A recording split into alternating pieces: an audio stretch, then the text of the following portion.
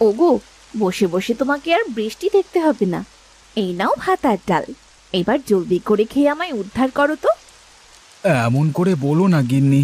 এমন করে বললে যে খুব কষ্ট লাগে গো। আমি তো তোমার স্বামী, তাই না? এমন করে বলবো না তো কেমন করে বলবো শুনি? আজ একটা বছর ধরে টানা বৃষ্টি হচ্ছে। এই বৃষ্টির জন্য ঠিক মতো না পারছি ভালো মন্দ খেতে, আর না পারছি কোথাও যেতে। এভাবে কি মানুষ বেঁচে থাকে বলো? এটাকে কি বেঁচে থাকা বলে? কি করবে গিন্নি, সবই তো প্রকৃতির খেলা।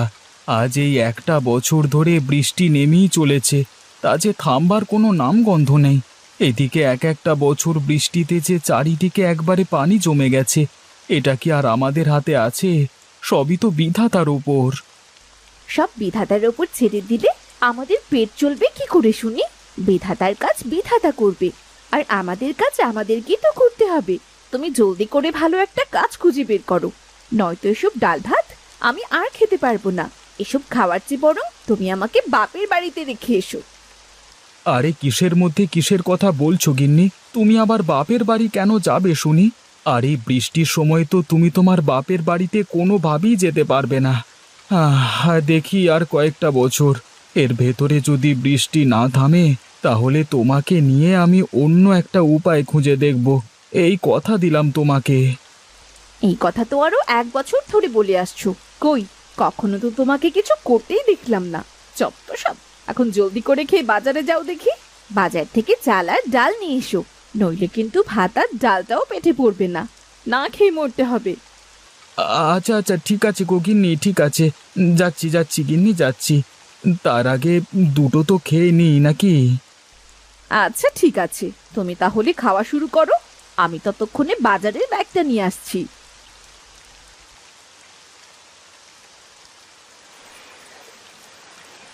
আরে এ কি, নৌকাটা তো দেখছি একেবারে ভিজে গেছে।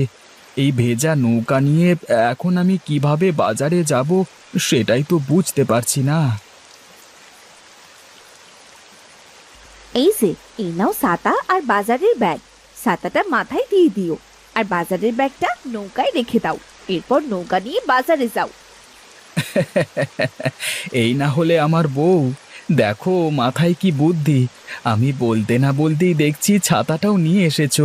দাও দাও, তুমি আমাকে জলদি করে ছাতাটা আর বাজারের ব্যাগটা দাও। আমি নৌকা নিয়ে এখনই বাজারে চলে যাচ্ছি। বলা তো যায় না, বৃষ্টি আবার কখন বেড়ে যায়। আচ্ছা ঠিক আছে, সাবধানে যেও। আর শোনো, যদি পারো না তাহলে একটা মাছ কিনে নিয়ে এসো। মাছ? আচ্ছা ঠিক আছে, যদি টাকাতে হয় তাহলে অবশ্যই একটা মাছ কিনে নিয়ে আসবো। ও নিয়ে তুমি অত ভেবো না গিন্নি।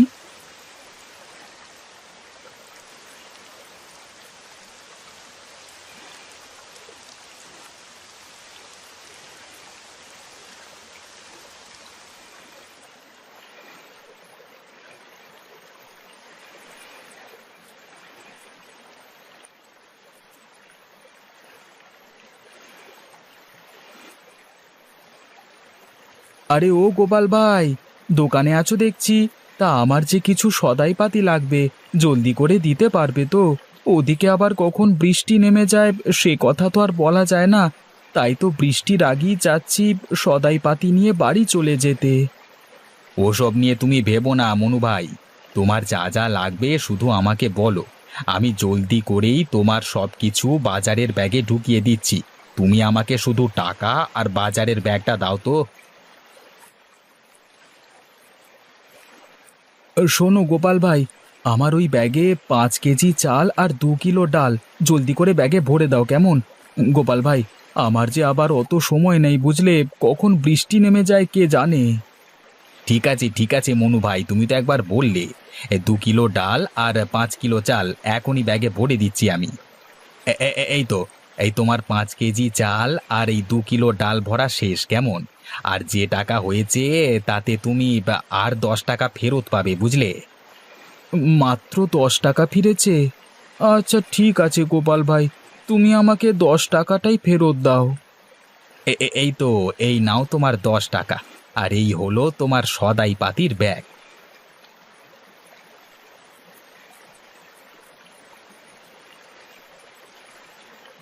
গিন্নি তো বলল সদাই করে টাকা ফিরলে মাছ কিনতে। আজ তো বাজার সদাই করবার পরে মাত্র 10 টাকা ফিরল, কিন্তু এই 10 টাকায় তো মাছের কাঁটাগুলোও পাবো না। না, এই 10 টাকা দিয়ে আর কিছু না করে বরং 1 কাপ চা খেয়ে বাড়ি চলে যাই।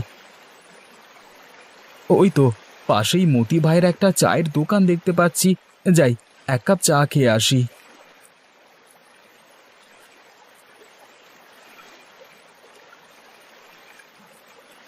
আজকে একটা বছর হতে চললো একটানা বৃষ্টি নেমে চলেছে। এভাবে চলতে থাকলে তো পুরো দেশ এক সময় জলের তলায় ডুবে যাবে। তখন তো আর আমাদের যাওয়ার কোনো জায়গা থাকবে না। সে কথা আর বলো না মতি ভাই, সে কথা বলে আর কি লাভ বলো। আজকে একটা বছর ধরে এই বৃষ্টির সাথেই সংসার করছি। এই বৃষ্টির ভেতর গোসল করছি, বাজার করছি, খাচ্ছি, এমনকি কাজকর্ম সবই করতে হচ্ছে এই বৃষ্টির সাথেই। শুধু বৃষ্টি হলেও কথা ছিল, সেই বৃষ্টির জলে তো আবার চারিদিকটা একেবারে ডুবে গেছে। এতে করে যে দিন দিন আমাদের সমস্যা আরো বেড়েই চলছে গো।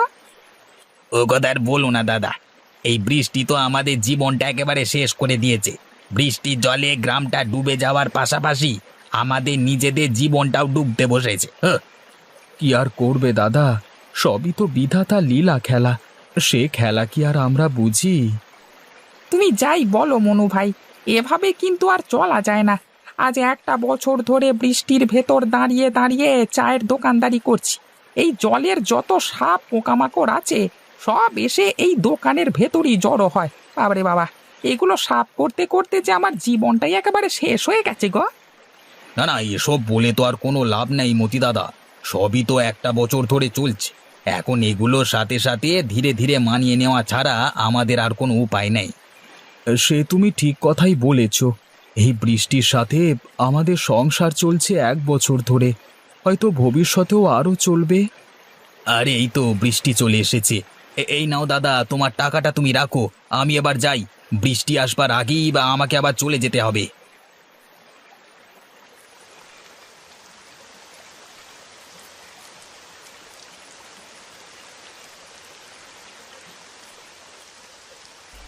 এ কি মা, তুমি তো একেবারেই ভিজে গেছো।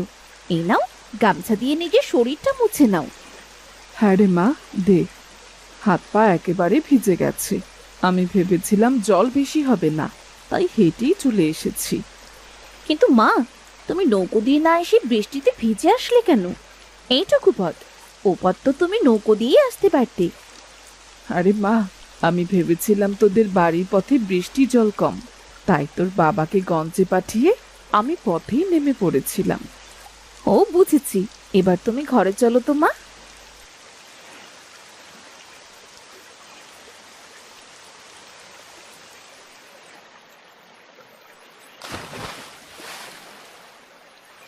আরে এ তো মেঘনা চাইতেই বৃষ্টি। আমি কি দেখছি, একটা বড় মাছ কিনা লাফ দিয়ে আমার নৌকাতে উঠে পড়েছে। তা বেশ ভালোই হয়েছে। ওইদিকে গিন্নিও একটা মাছ নিয়ে যাওয়ার জন্য বলেছিল, এবার এই মাছটাকে গিন্নির জন্য নিয়ে যাই। বৃষ্টি শুধু আমাদের জন্য দুঃখই বয়ে আনিনি, সাথে সাথে কিছুটা সুখও বয়ে এনেছে। সেটা এখন কিছুটা হলেও বুঝতে পারছি।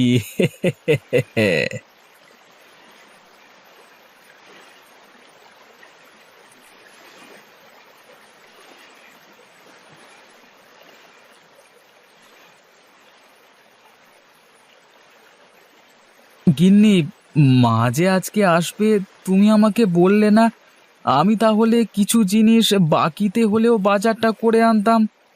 আরে মা যে আজ আসবে সেটা তো আমিও জানতাম না। আরে এ কি, তোমার হাতে এত বড় একটা মাছ! এত বড় মাছের তো অনেক দাম, তুমি এত বড় মাছ কিনলে কি করে গো? সে এক মজার কাহিনী গিন্নি। আসবার সময় আমি শুধু চাল আর ডাল কিনেই বাড়ি ফিরছিলাম, ঠিক তখনই মাছটা পানি থেকে লাফ দিয়ে আমার নৌকায় উঠে পড়ল, আর আমিও বিধাতাকে ধন্যবাদ দিয়ে মাছটা নিয়ে আসলাম। সে তুমি ভালোই করেছো, নইলে মায়ের কপালে শুধু আজ ডাল আর ভাতই জুটতো। এবার দাও তো দেখি, আমি মাছটা ভালো করে রান্না করে ফেলি। এই নাও গিন্নি।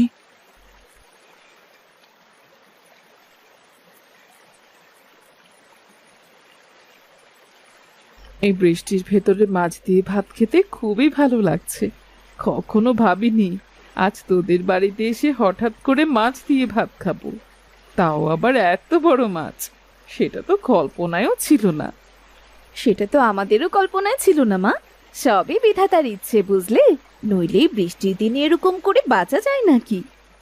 তুমি যাই বলো গিন্নি, বৃষ্টি যে আমাদের শুধু ক্ষতিই করেছে তা নয়, সেই সাথে বৃষ্টি আমাদের কিছুটা হলেও উপকারও করেছে গিন্নি। এই বৃষ্টির দিনে তোদের সংসার দেখে আমি খুবই খুশি হয়েছি রে মা। আমি ভাবতেও পারিনি এই বৃষ্টির ভেতরে আমার মেয়েটা সংসার করে খেতে পারবে। আমি তোদের জন্যে দোয়া করি রে মা, যাতে তোরা আরো ভালো থাকিস। সবই আপনার দোয়া মা।